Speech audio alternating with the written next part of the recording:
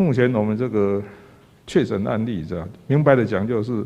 潜在的感染源哦，已经散布到整个台北市各区了。所以我相信这种情形哦，因为防不胜防，所以它慢慢会渗出去，你知道哈。所以将来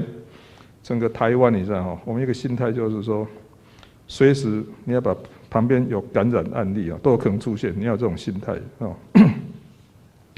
不过这样呢，所以为什么我也认为短期内3级管制大概没办法解决的，因为一测你知道哈，既然这种潜在的感染源这么多哈，只要一放松就会飙上去了。像今天是礼拜五，明天又2天的周末嘛周末是叫你在家里休息啊，不是叫你呼朋引伴，你知道开 party 打麻将。你看看我们这次感染有多少是打麻将来的，所以在家休息看电视可以打电脑可以，没有叫你打麻将打麻将打线上麻将就可以了所以还是那个呼吁市民朋友，你知道不要制造这个在家里面制造这种人流，你知道群聚，你知道增加大家的麻烦这个还是要呼吁的。好，最后一题哦。目前6月14号要解除3级是否相当的困难？尤其是新一波群聚在苗栗爆发，市长您怎么看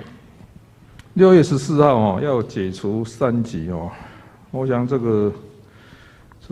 不太容易了。这一波打下来，你知道按照从日本东京的经验，你知道日本东京你看3次的紧急事态宣言嘛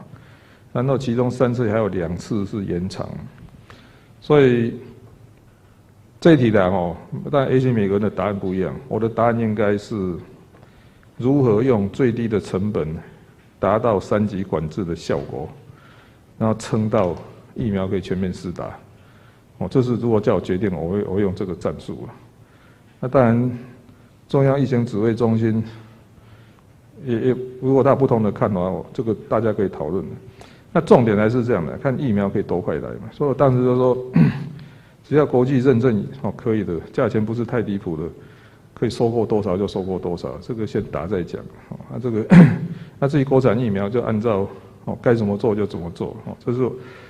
这是我的想法了。当然很多不是纯粹只有科学上的考虑嘛，而且他们还有很多政治考量。但是6月14号要解封